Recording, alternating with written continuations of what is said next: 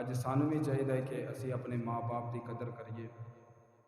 ਅੱਜ ਸਾਨੂੰ ਵੀ ਚਾਹੀਦਾ ਹੈ, ਹਜ਼ੂਰ ਨਬੀ ਕਰੀਮ सल्लल्लाहु अलैहि वसल्लम ने माँ-बाप का बड़ा अदब एहतराम करने का हुक्म दिता, बड़ा ही अदब एहतराम करने का हुक्म दिता।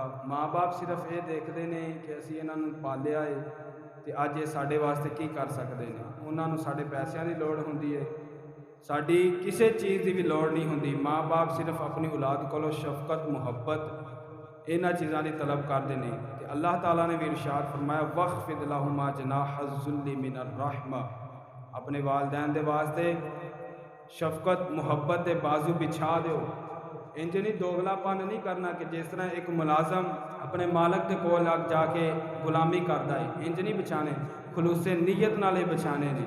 तो फिर फरमाया उन्होंने ये दुआ करनी वकुर रब्बिरहमहुमा कमा रब्बयानी सगीरा, या रब्बुल आलमीन जिस तरह इन्हें मेरे नाल बचपन के शफकत की, मेरे नाल रहम किया, तू भी इन्हों उत्ते रहम फरमा। अज वक्त है अपने माँ बाप की कदर करो। वो एक वाक़या है ना कि एक बुजुर्ग ने उन्हें अपने पुत्र ने पूछा कि पुत्रा वो दीवार से कां आ गया, तो उन्हें पूछा पुत्रा यह की चीज़ है? तो पुत्र कहता अब्बा जी एक कां है। वो बाबे ने फिर पूछा पुत्र यह की चीज़ है? तो पुत्र कहता अब्बा जी एक कां है। वो बाबे ने जो तीसरी दफा पुत्र पूछा ना पुत्रा यह की चीज़ है, तो पुत्र कहता है अब्बा जी तुहानू समझ नहीं आती, तुहानू दस्या कि कां है। तो बुजुर्ग रोन लग पे, तो रो के कहते हैं कि पुत्रा एक पहाड़ी ते जा रहे सा, तू मेरे मोढियां ते सा, तू मैनू एवें एक कां लंघिया तो तू मैनू पूछा सी कि अब्बा जी एक की चीज़ है, तो तू मेरे को 100 दफ़ा पूछा सी तो मैं तेन 100 दफ़ा दस्या सी पुत्रा एक कां है, पुत्रा एक कां है। तो अज तू मैनू 3 दफ़ा दस के आना तो अब्बा जी तुहानू समझ नहीं आती। मेरे हजूर के गुलामों अज इन्हां दी कदर करो।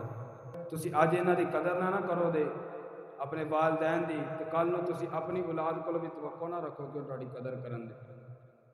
एक वाक़या है कि वो एक बंदा अपने बाप नूं पहाड़ी तो धक्का देन लगा जाता कि अब्बा जी तुसी सानू बड़ा डिस्टर्ब करते, बड़ा सानू तंग किया होया। एक पहाड़ी तो धक्का देन चलिया तो वह बजुर्ग ने फरमाया पुत्रा मैनू इस पहाड़ी तो धक्का ना दे, वो अगली पहाड़ी तो धक्का दे। तो वह पुत्र पूछता अब्बा जी इस पहाड़ी ते की है? वो कहता कि इस पहाड़ी तो मैं अपने बाप नूं धक्का दिता सी, इस पहाड़ी तो मैं अपने बाप नूं धक्का दिता सी। सब तो वड्डा मुखलस रिश्ता अपनी औलाद लिए सिर्फ माँ बाप ही होंदे ने। तुसीं वेख्या होना है कि सारे घर के जी सौ जाते हैं, माँ जागती रहिंदी है, वो उदों ही सौंदी, जो आखिरी पुत्र वापस आ जाए माँ उदों ही सौंदी है। तो अज इन्हां दी कदर करो। इकबाल की जो माँ मरी तो इकबाल दियाँ चीखां निकल गई, तो इकबाल कहता है कि सारी दुनिया मैनू मुसव्वरे पाकिस्तान लाहौरे कलंदरी मशरक शायरे मशरक तो कहेगी, पर मैनू अज तो बाद किसी ने बाली नहीं कहना। बाली कहने वाली अज टुर गई है।